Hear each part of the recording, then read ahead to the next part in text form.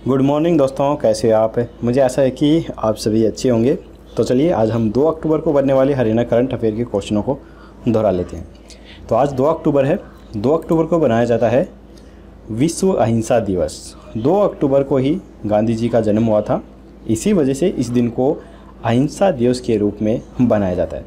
तो गांधी जी के बारे में तो आप सभी जानते हैं, इनके बारे में ज़्यादा बताने की ज़रूरत नहीं है। तो चलिए चलते हैं अपनी वीडियो पर। लेकिन उससे पहले मैं आपको बता दूं कि हमने 1 से 30 सितंबर यानी कि पूरे सितंबर के महीने की टॉप 70 क्वेश्चनों की स्पेशल वीडियो बना दी है। तो अगर आपने वो वीडियो नहीं देखी है तो आई बटन पर क्लिक करके या फिर डिस्क्रिप्शंस में दिए गए लिंक पर क्लिक करके आप उस वीडियो को देख सकते हैं। उसमें सिर्फ इम्पॉर्टेंट क्वेश्चनों को ही मैंने शामिल किया है और आप उसे चाहें तो PDF के रूप में भी डाउनलोड कर सकते हैं। 1 महीने की PDF आपको 15 रुपये में, 6 महीने की 40 रुपये में या फिर 1 साल की आप 60 रुपये में डाउनलोड कर सकते हैं। एक ही PDF में इन सभी को आप आसानी से पढ़ सकते हैं।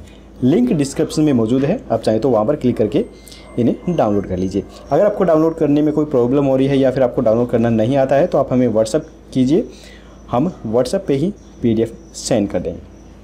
तो चलिए चलते हैं आज की वीडियो पर। तो यहाँ पर पहला प्रश्न है, प्रदेश के किस जिले की नगर परिषद के द्वारा महात्मा गांधी के जन्म दिवस के अवसर पर स्वच्छता पखवाड़ा अभियान चलाया जाएगा?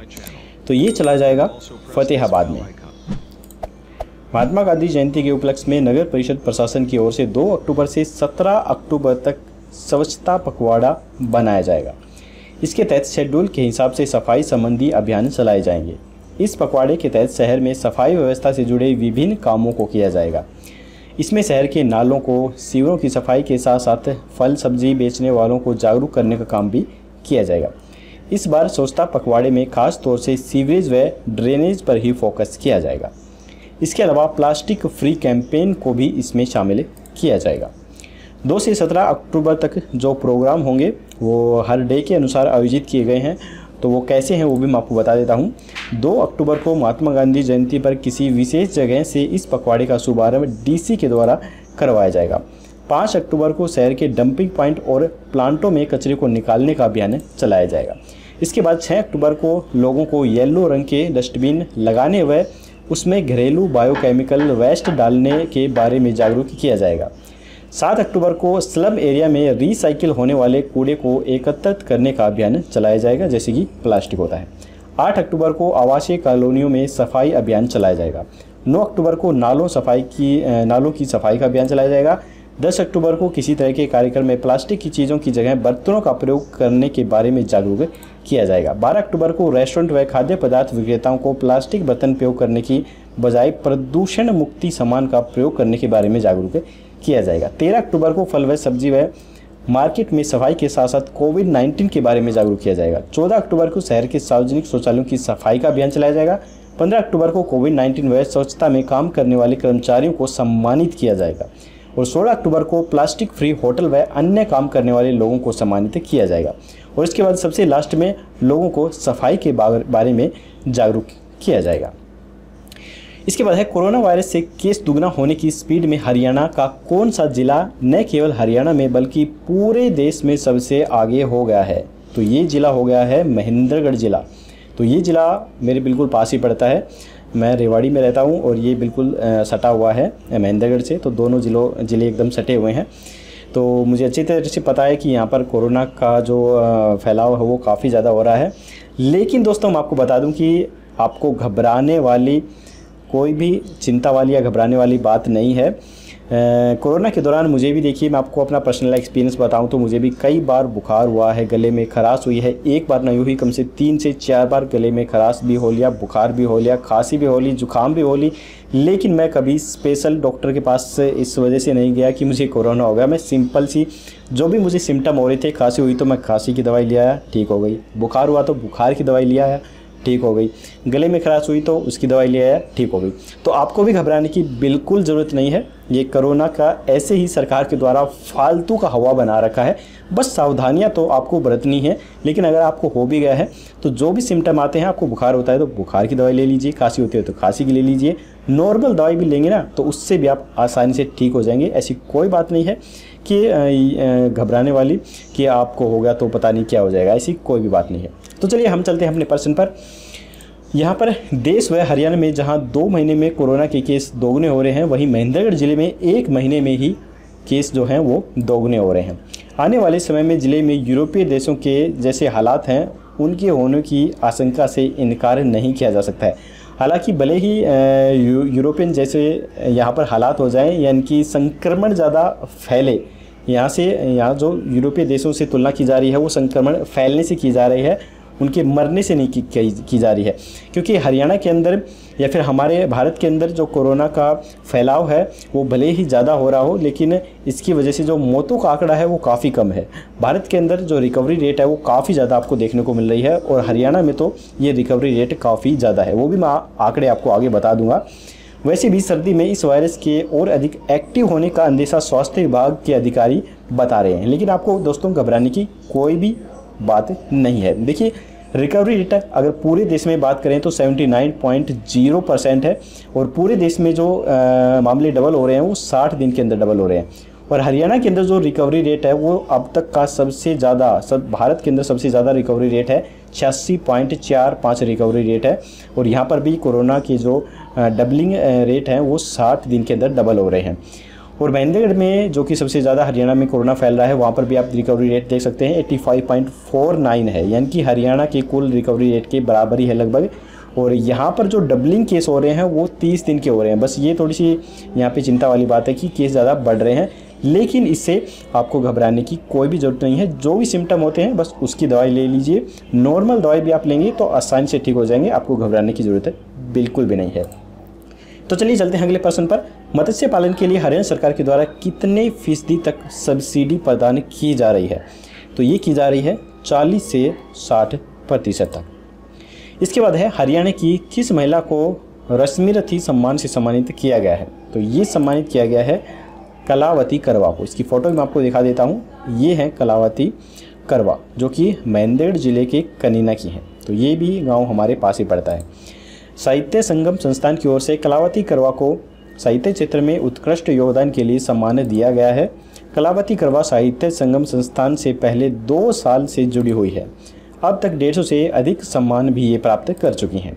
साहित्य संगम संस्थान साहित्य संगठन पंजीकरण 2017 से दिल्ली की संस्था है। इस संस्था के माध्यम से करीब 120 साझा एकल प्रकाशित हो चुकी हैं। ये बड़े पंचीय महोत्सवों को दिल्ली, इंदौर, लखनऊ, चक्रधरपुर, तिनसुकिया व असम आदि कई राज्यों में कर चुकी हैं। संस्था से प्रत्यक्ष व अप्रत्यक्ष रूप से 1 लाख से अधिक लोग जुड़े हुए हैं। संस्था की गद्य, पद्य, छंद, गजल, व्याकरण, दोहा सिखाने की पाठशालाएं भी चलती हैं, जिन्होंने साहित्य संगम संस्थान में साहित्य क्षेत्र में ज़्यादा से ज़्यादा सेवा की है। उन सृजनकारों को रश्मिरथी सम्मान से सम्मानित किया जाता है। इसके बाद है हरियाणा की किस यूनिवर्सिटी में पहली बार मुर्रा भैंस में मोनोक्लोन एंटीबॉडी का उत्पादन किया जाएगा? तो ये किया जाएगा लुवास में। तो यहाँ पर भारतीय कृषि अनुसंधान परिषद ने डॉक्टर सुरेंद्र कादियान को एमेरिट्स साइंटिस्ट के पद से सम्मानित किया है। तो डॉक्टर सुरेंद्र कादियान जो हैं, ये आप फोटो में देख सकते हैं, यही हैं। इस पुरस्कार के तहत वे मुर्रा भैंस में साइटोकाइन्स इंटरलेकिन 17 के लक्षण वर्णन पर शोध कर IL-17 के खिलाफ मोनोक्लोन एंटीबॉडी का उत्पादन करेंगे। यह परियोजना 3 साल की है और लुवास विश्वविद्यालय के पशु चिकित्सा माइक्रोबायोलॉजी विभाग में इम्यूनोलॉजी खंड में की जाएगी। इस परियोजना के तहत रिसर्च में PCR, एलिसा, क्लोनिंग और हाइब्रिडोमा का तकनीक शामिल की जाएगी। इस तकनीक की खासियत यह है कि पहली बार मुर्रा भैंस में एंटीबॉडी बनाने के लिए यह रिसर्च का जिम्मा डॉक्टर सुरेंद्र को सौंपा गया है। नवंबर माह में डॉक्टर सुरेंद्र ज्वाइन कर सकते हैं। पशु चिकित्सा और पशु विज्ञान संकाय में पूरे भारत वर्ष में इस बार 2 उम्मीदवारों को ES से सम्मानित किया गया है। गौरव की बात यह है कि इसमें डॉक्टर सुरेंद्र भी पशु चिकित्सा माइक्रोबायोलॉजी विभाग के लिए ESICAR पुरस्कार में शामिल हैं। यह विभाग ICAR से उन्नत अध्ययन केंद्र के रूप में मान्यता प्राप्त है और पिछले साल ही इस विभाग को ICAR ने उत्कृष्ट के क्षेत्र में एक बड़ी शोध परियोजना प्रदान की है। डॉक्टर कादियान एक कॉमनवेल्थ विद्वान हैं और उन्होंने यूनिवर्सिटी ऑफ लिवरपूल से इम्यूनोलॉजी में PhD की है। पीएचडी में अपने शोध के लिए उन्हें नागासाकी जापान में आयोजित international Congress of tropical medicine and malaria द्वारा यंग साइंटिस्ट अवार्ड से भी सम्मानित किया जा चुका है। उन्हें हरियाणा एग्रीकल्चर यूनिवर्सिटी छात्र संघ के अध्यक्ष के रूप में भी चुना गया था। इसके बाद है हरियाणा में कौन सी कक्षा तक की छात्राओं को सैनिटरी नैपकिन्स बांटने का फैसला लिया गया है। तो इसका उत्तर जानने से पहले दोस्तों, अगर आपको वीडियो पसंद आ रही है तो प्लीज़ हमारी इस वीडियो को एक लाइक ज़रूर कर दीजिए, और अगर आप हमारे चैनल पर पहली बार आए हैं तो चैनल को सब्सक्राइब करके घंटे पर ऑल नोटिफिकेशन ज़रूर क्लिक कीजिए, तभी आपको हमारी आने वाली लेटेस्ट वीडियो है वो सबसे पहले मिल सकेंगी। तो ये फैसला लिया गया है 6 से 12 साल तक की छात्राओं के लिए। प्रदेश भर के स्कूलों में कक्षा 6 से 12वीं की छात्राओं को अब 2 माह के लिए सैनिटरी नैपकिन्स का स्टॉक जो है वो दिया जाएगा। डीएसई ने सभी जिला शिक्षा अधिकारियों व जिला मौलिक शिक्षा अधिकारियों को पत्र जारी कर हर स्कूल में एक महिला नोडल ऑफिसर को नियुक्त करने की बात कही है। यह नोडल ऑफिसर इस बात को सुनिश्चित करेंगे कि सभी छात्राओं को नैपकिन मिली है या नहीं मिली है। वहीं छात्राओं को इसके प्रयोग करने से लेकर इसे डिस्पोज करने व इसके लाभ के बारे में भी बताना होगा। सभी सरकारी स्कूल में पढ़ने वाली कक्षा 6 से 12 तक की छात्राओं को एक पैकेट 1 माह की दर से 2 माह के लिए 2 पैकेट दिए जाएंगे। इसके बाद है हरियाणा में कब से मिठाइयों की ट्रे पर बेस्ट B4 की तिथि लिखना अनिवार्य होगा। तो ये होगा 1 अक्टूबर से। 1 अक्टूबर से लागू हो रहे नए नियम के अनुसार मिठाइयों की दुकानों पर मिलावट व काफ़ी पुरानी मिठाइयों को नहीं बेचा जा सकेगा। नियम के अनुसार प्रतिष्ठान मालिकों को मिठाइयों की ट्रे पर बेस्ट B4 की तिथि यानी कब तक यूज की जा सकती है लिखना अनिवार्य होगा।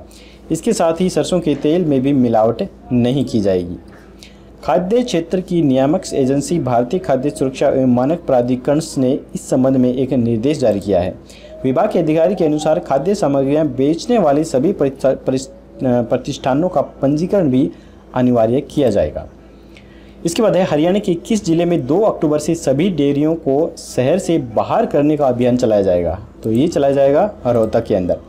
नगर निगम क्षेत्र में 2 अक्टूबर से सभी डेयरियों को शहर से बाहर करने का अभियान चलाया जाएगा। इसके लिए अब निगम ने सख्ती से पालन करने का फैसला लिया है।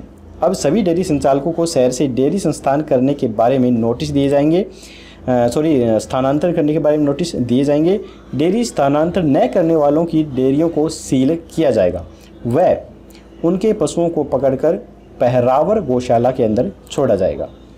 साथ ही उनके बिजली पानी के कनेक्शन भी बंद कर दिए जाएंगे। डेयरी कॉम्प्लेक्स में अन्य कोई व्यवस्था नहीं चलाई जाएगी। यदि कोई अन्य व्यवसाय चलाया जा रहा है तो उसे तुरंत प्रभाव से सील किया जाएगा। इसके बाद है रोहतक जिले की कितनी निजी लैब को अब सरकारी रेट पर कोरोना सैंपल लेने की मंजूरी मिली है। तो ये मंजूरी मिली है 7 लैब को।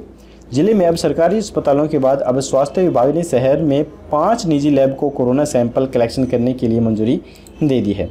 2 लैब के पास पहले से ही मंजूरी थी।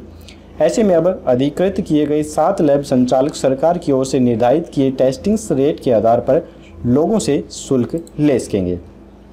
लैब में RT-PCR के 1600 रुपये व रैपिड एंटीजन टेस्ट के 650 रुपये और एंटीबॉडी टेस्ट के लिए 250 रुपये फीस निर्धारित की गई है।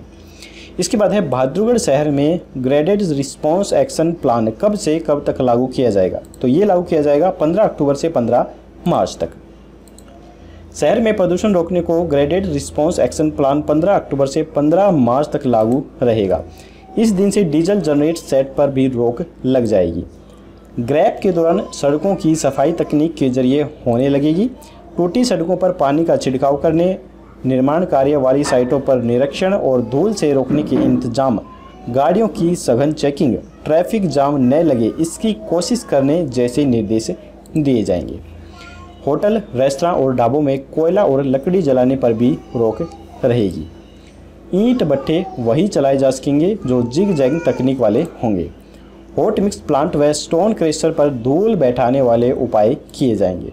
योजना शुरू होने पर केंद्रीय प्रदूषण नियंत्रण बोर्ड की 46 टीमें खुले में आग जलाने, निर्माण स्थलों पर हो रही लापरवाही पर नज़र रखेंगी। इसके बाद है करनाल में रक्तदान करने वाली महिलाओं को किस अवार्ड से सम्मानित किया जाएगा। तो ये किया जाएगा रक्त वीरांगना अवार्ड से सम्मानित। शहर में 2 अक्टूबर को रक्तदान का एक अनूठा आयोजन होगा। इस आयोजन में रक्तदान सभी महिलाएं होंगी। रक्तदाता सभी महिलाएं होंगी जो कि संवेदना और नारी शक्ति का उदाहरण पेश करेंगी। इस रक्तदान शिविर में रक्तदान करने वाली महिलाओं को रक्त वीरांगना के अवार्ड से अलंकृत किया जाएगा, यानी कि सम्मानित किया जाएगा। रेलवे रोड स्थित प्रेम प्लाजा में सुबह 9:30 से दोपहर 2 बजे तक आयोजित हो रहे इस महिला रक्तदान शिविर का आयोजन निफा की महिला विंग द्वारा किया जाएगा। विश्व स्वास्थ्य संगठन के द्वारा किए गए सर्वे के अनुसार भारत विश्व के उन टॉप 13 देशों में शामिल है जहां महिलाओं में रक्तदान को लेकर जागरूकता न होने के चलते वो कुल रक्तदान में 10% से कम योगदान देती हैं। इस रिपोर्ट के अनुसार भारत के कुल रक्तदान में महिलाओं की भागीदारी मात्र 6% है। भारतवर्ष में रक्तदान के लिए 2 विशेष दिन हैं, जिनमें एक तो है विश्व रक्तदाता दिवस और दूसरा है राष्ट्रीय स्वैच्छिक रक्तदान दिवस। शिविर संयोजक डॉक्टर अशोक कुमार वर्मा ने बताया कि कोरोना काल में उन्होंने 33 स्वैच्छिक रक्तदान शिविर आयोजित किए हैं, जबकि अब तक कुल 305 स्वैच्छिक रक्तदान शिविरों के माध्यम से 12,986 रक्त इकाइयों से 39,000 से अधिक लोगों को लाभ मिल चुका है। इसके बाद है प्रदेश के जिले चरखी दादरी में कोरोना टेस्ट व एंटीबॉडी टेस्ट के लिए कौन सी मशीन उपलब्ध करवाई गई है। तो ये मशीन उपलब्ध करवाई गई है एलाइजा मशीन। तो यहाँ पर आप फोटो में देख सकते हैं। अब कोरोना से लेकर dengue, malaria, HIV, chikungunya, hepatitis B व C के टेस्ट बेहतर व कम समय में उपलब्ध होंगे। इसके लिए स्वास्थ्य विभाग ने दादरी सिविल अस्पताल को 2 मशीनें एलाइजा रीडर व एलाइजा वॉशिंग मशीन दी हैं। एलाइजा रीडर मशीन बेहतर रिजल्ट देगी, वहीं एलाइजा वॉशिंग मशीन सभी शीशे की स्लाइड को अच्छी तरह से वॉश करेगी, यानी कि इन मशीनों को धोने के लिए एलाइजा वॉशिंग मशीन का इस्तेमाल किया जाएगा। अब तक जिले में स्वास्थ्य विभाग ने 8,000 एंटीबॉडी टेस्ट किए थे जो मैनुअली किए गए थे, मगर अब एलाइजा रीडर मशीन से 4 गुना ज़्यादा यानी कि करीब 40,000 एंटीबॉडी टेस्ट सीरो सर्वे से किए जाएंगे। एलाइजा मशीन में कोरोना टेस्ट व एंटीबॉडी टेस्ट किए जाएंगे। एलाइजा मशीन में एक साथ 30 सैंपल रखे जाएंगे जिनकी 10 मिनट में ही रिपोर्ट तैयार हो जाएगी। वैसे corona test rapid test kit व RT-PCR से ही करवाए जा रहे हैं। ऐसे में सबसे पहले इस मशीन का प्रयोग सीरो सर्वे में किया जा सकता है।